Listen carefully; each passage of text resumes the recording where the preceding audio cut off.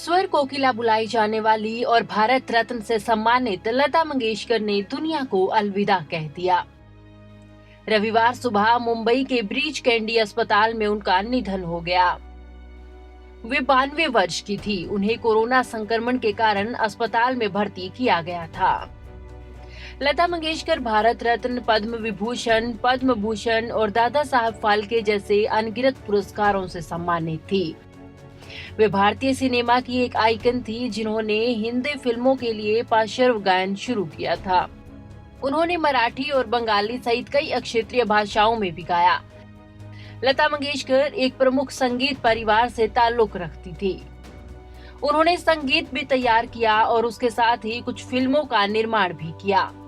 वे लोकप्रिय रूप से भारत की कोकिला के रूप में जानी जाती थी। 1929 में पैदा हुई लता मंगेशकर 5 भाई बहनों में सबसे बड़ी थी। उनमें गायिका आशा भोसले थी, जो आईसीयू में ले जाने के बाद अस्पताल में मंगेशकर से मिली थी। उनके पिता शास्त्रीय संगीतकार पंडित दीनानाथ मंगेशकर थे। 1942 में जब उनके पिता की मृत्यु हुई और 13 वर्षीय लता मंगेशकर ने संगीत में अपना करियर शुरू कर दिया। मराठी फिल्मों में अभिनय के साथ गायन का काम किया।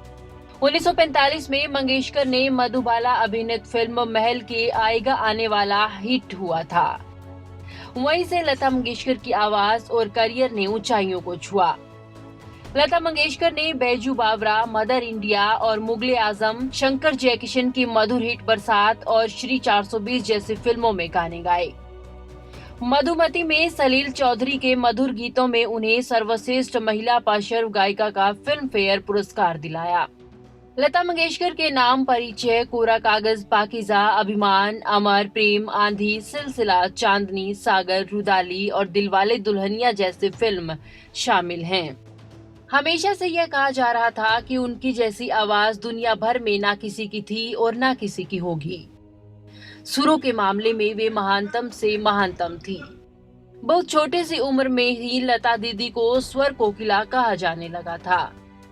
उनका सफर बेहद दिलचस्प रहा। उनका जन्म 28 सितंबर 1929 को तत्कालीन इंदौर स्टेट में हुआ था। उनके पिता दीनानाथ मंगेशकर मराठी और कोंकणी संगीतकार थे, इसलिए लता दी का जन्म ही संगीत के साथ हुआ था। लता मंगेशकर दीनानाथ मंगेशकर की दूसरी पत्नी सेवंती की संतान थी। दीनानाथ मंगेशकर की पहली पत्नी का नाम नर्मदा था, लेकिन उनकी मृत्यु के कारण दीनानाथ मंगेशकर ने उनकी छोटी बहन सेवंती से शादी कर ली थी। दीनानाथ ने अपने सरनेम में मंगेशकर खुद जोड़ा था।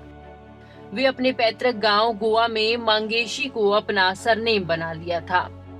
लता दीनानाथ की सबसे बड़ी संतान थी। लता दीदी का जन्म का नाम हेमा था, लेकिन बाद में उनके पिता ने अपने एक नाटक की महिला पात्र लतिका पर उनका नाम लता रख दिया। अब तक उन्होंने 36 भाषाओं में 50,000 से अधिक गाने गाए हैं। इनमें कुछ गाने उन्होंने विदेशी भाषाओं में भी गाए हैं। 1974 में पहली बार Guinness book of world record ने 25,000 गाना गाने का रिकॉर्ड लता दी के नाम दर्ज किया था। हालांकि जल्द ही यह रिकॉर्ड मोहम्मद रफी का हो गया। उन्होंने उस वक्त 30,000 गाने रिकॉर्ड कर दिए थे। लेकिन 1984 में गिनीज बुक में फिर से लता मंगेशकर के नाम सबसे ज्यादा गाना गाने का रिकॉर्ड अंकित कर दिया गया। 1991 तक कई स्रोतों से यह पता चला कि स्वर कोकिला भारत रत्न ने 50,000 से ज्यादा गाने गाए हैं। 1927 5 साल की उम्र में पिता दीनानाथ मंगेशकर ने संगीत की शिक्षा शुरू की। 1945 में लता मंगेशकर मुंबई आ गई। इसके बाद भिंडी बाजार घराना के उस्ताद अमन अली खान से हिंदुस्तानी शास्त्रीय संगीत की शिक्षा शुरू की। 1946 में बसंत जोगलेकर की हिंदी फिल्म आपकी सेवा में के लिए पा लागू कर जोरी गाना गाया।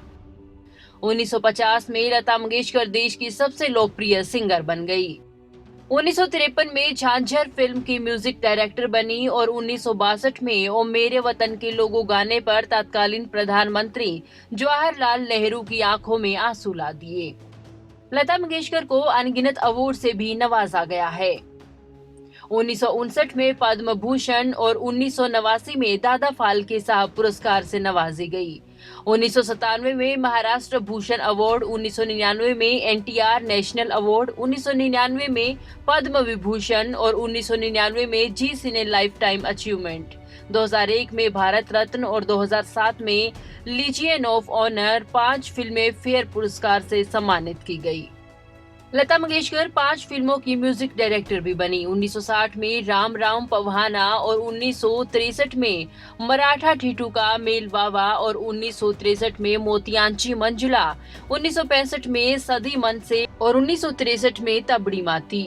लता मंगेशकर 4 फिल्मों की प्रोड्यूसर बनी। 1953 में विदाई और 1953 में ही झांझर और 1955 में कंचनगंगा और वहीं 1990 में लेकिन हिंदी फिल्म उन्होंने प्रोड्यूस की है।